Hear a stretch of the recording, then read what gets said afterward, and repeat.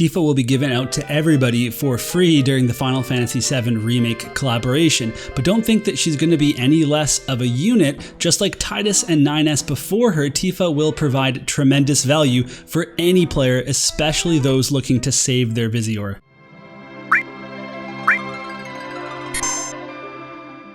Tifa is a 90 cost wind element unit with the main job Monk, Final Fantasy VII Remake. She has the Ninja and Paladin subjobs, providing great utility and some nice passive abilities. She uses fists as her weapons and can equip hats and cloth. Her TMR is her arm guard, and this is going to give you some HP, attack, defense, and crit rate. It has a 1 cast 32 TP ability that gives her and all her allies around her 40% attack. It also gives wind allies 30 strike attack. So this TMR is just going to be great on any physical attacker if they don't already have a 40% attack boost in their kit. But then the AoE range on top of that is very generous, and Tifa and 2B specifically are going to love using it. Finally, let's take a look at her master ability, which has the typical wind attack up and HP up for wind allies. She also gets 15 defense penetration and then 5 defense. Tifa has a great stat line. Her HP is similar to Cloud's, but she has more survivability baked into her kit with abilities like Guts, physical shields, defensive buffs, and the like. She also has 68 agility, which is a big number, and then 262 luck, so you may want to try her in an evasion team with 2B.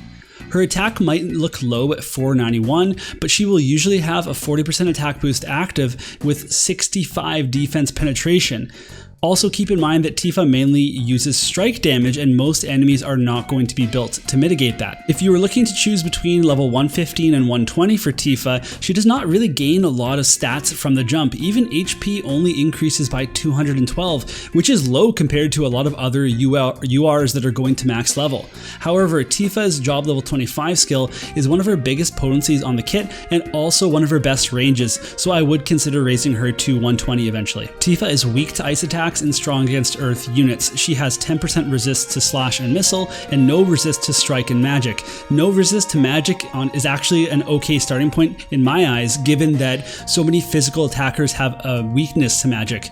Tifa also has a weakness to pierce, negative 10%, so watch out for EX Laswell and Victoria coming soon. Otherwise, she has a 50% resistance to stop and charm and 10% to immobilize.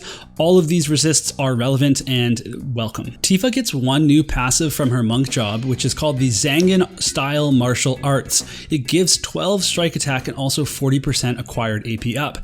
Tifa is great at building up the ATP gauge in Final Fantasy VII Remake, so it's very cool that they've kind of translated that effect to War of the Visions here. So she also has Shadow Runner, which is a great skill, especially if you're running Evade. Holy Knight's Protection is solid if you need more defense, and then Shikuchi is always a nice option to have for mobility. Now, Tifa already has base jump 2, so this is not as relevant for her as it would be for other units that get the second jump, but with Tifa's shorter range, she might really want that extra move anyway, so this is going to be a strong consideration for her. As for her counters, she has a new counter called Counter Chakra, and this is part of her monk job. It increases her HP by 15% and dispels all status ailments aside from Charm, Slow, Stop, and Doom. She already has a 50% Charm and Stop resistance, so really what it's telling you is that this doesn't heal Slow and Doom. Slow is around these days, but overall, like, the counter protects against everything, so it's very cool. And then Paladin's Guard is your safe choice. This is better for physical meta. It's definitely something that a lot of people will run with Tifa. Let's take a look at Tifa's main kit now. Positive Fist Thrust is Tifa's low potency skill, but notice that it has a 131% potency rather than the typical 121%. The trade-off is that it has no range, it just hits right in front of her. Then we have Secret Skill Liberation, which will be called Unbridled Strength in English, and this is an incredible TP skill that raises Tifa's attack by 40%, it increases her defense penetration by 50%, and then upgrades her basic attack and her ability Burst Punch. So her basic attack is going to gain the wind element, and its modifier is going to go from 70% all the way up to 131%. So this is a very, very impressive upgrade. If Tifa runs out of AP, she's going to be dealing great damage still, and she's going to be acquiring more AP for her strikes because she has that passive. Now we have Burst Punch, which will usually deal 210% modifier, which is no joke, but with Unbridled Strength active, it's going to deal 250% damage. So Burst Punch also breaks a physical barrier regardless if it's been upgraded or not, and while it has a very short range, the sheer power and barrier break means that it's going to be a real tank buster. Obviously, you're going to want to have Unbridled Strength active at all times for Tifa. Rise Beat is a cross AoE that is upgraded to a 9 square box AoE in her EX job. It deals 165 potency damage and moves Tifa to the target. It also decreases their accuracy for 25 for 3 turns, so this is going to be essential for Tifa to get up close and personal for her shorter range skills. It's also one of the only AoEs on her kit. Now we have Overdrive, which is a 4-hit skill with 170% modifier. This chaining skill is going to be essential for PvE, PvP, doesn't matter, whatever it is, wind chains, strike chains, you're going to love it. Then we have Swipe Combination, which is Tifa's job level 25 skill. It deals 200% potency and has a 3 square range, which is actually pretty big compared to a lot of her kit. This is going to hit twice, and it's going to help you chain with any other wind or strike units that you have. Let's take a look at Tifa's sub-jobs. Her main sub-job is pretty good. It has Indomitable Stance, which is basically Immortal Spirit. It's going to give you a guts buff that prevents fatal damage once. Heal Drop is a low range 175% potency skill that has a 25% chance to stun the enemy. And then Backflip is a 170% potency striking attack that hits the 2 squares in front of Tifa, making it the only other AoE on Tifa's monk job. So this sub-job seems pretty great just for the guts buff, but honestly the AoE and backflip is pretty relevant considering Tifa is going to be very close to her enemies anyway, so she's going to be able to use this on people. The only question is how often people will line up for it. Then we can take a look at Ninja Sub, and this is going to provide some range for Tifa in the form of Shuriken and Huton. This also provides her with slashing and non-type damage sources, but even so, I don't think Tifa's going to need these skills, as strike damage is already pretty safe from resistances.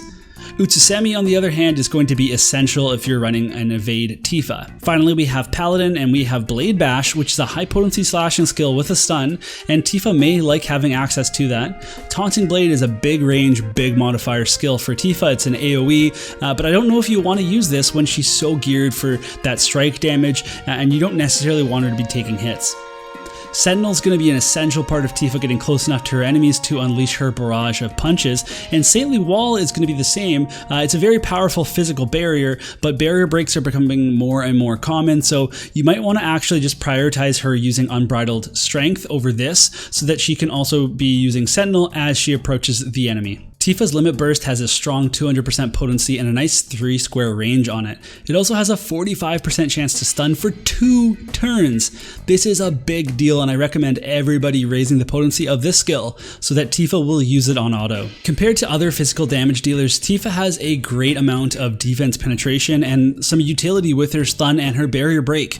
Her strike attacks are going to be very difficult for your opponents to defend against. However, Tifa does have lower range and lacks AoE attacks compared to her competition. Her high agility, mobility, and her movement skill are hopefully going to be making up for all of this. Let's take a look at the pros and cons of Tifa. So for the pros, we have Strike Resist is not very common. She has very high agility and mobility. She has high defense penetration. Her basic attack is gonna hurt when it's upgraded. That's a really big deal, especially with Frostbite now making its way into the meta. And then Barrier Break and Stun for utility, those are 2 great options, and just tons of survivability on her kit. She's got barriers, she's got guts, she's just got straight stat increase with Sentinel, lots of good stuff to survive some attacks, at least long enough for you to take somebody else out. Then for the cons, well, no magic weakness is okay, but it's not strong against it either. She also has low range and a lack of consistent AoE skills, and by consistent I mean a cross-shaped one that you can just belt out no problem and people line up for it. She has AoEs, but those are going to be not as consistent as something like Maiming Blade or Eternal Darkness. Her attack stat is lower than other comparable DPS, and she has no passive attack buffs. So you often see people that are around the same attack as her, for example, Summer Killfae, but Summer Killfae can have a 60% attack buff if she needs, which will put her way above Tifa, and same thing with other units. You can look at units that are just, at the low 500s, but they'll equip passives that will have them sitting at a higher attack stat when they go into battle. And then they'll do some attack buffs, like Cloud will have attack attack pre-battle, and then he'll go into battle and use a 40% buff. Tifa will also use a 40% buff, but she doesn't have any passive attack buffs. So is that going to translate in her damage? I don't actually know because of the strike damage, and I think that's maybe why she doesn't have any attack buffs and why her attack is low in the first place, is because she has the strike attacks. She also has some pretty big potencies, so maybe we're not going to notice this one so much. Alright, so the question today is not should you pull Tifa, we're all getting her for free, it's should you build Tifa? And the answer is yes. If you want to. It depends on what your goals are for the Final Fantasy VII collab, or if you have an eye on Jaden coming up after this, or Lara Croft coming out in September. So there's lots that you need to plan for, and keep in mind that you can slow build her in your barracks. So if you get her to 99, which could be nice, get that TMR, and you have other Final Fantasy VII units that you've pulled for, you can actually farm Mind Spheres for Final Fantasy VII units fairly quickly, and then Tifa will be an effective unit in the future, and she'll stay, she has staying power, so don't worry about slow building her, that's going to be just fine. I think she's going to be an effective unit on a bunch of teams. I don't think she needs to be in a win team, although she's going to excel in a win team. She's going to be able to just deal tons of strike damage, high defense penetration, and a barrier break.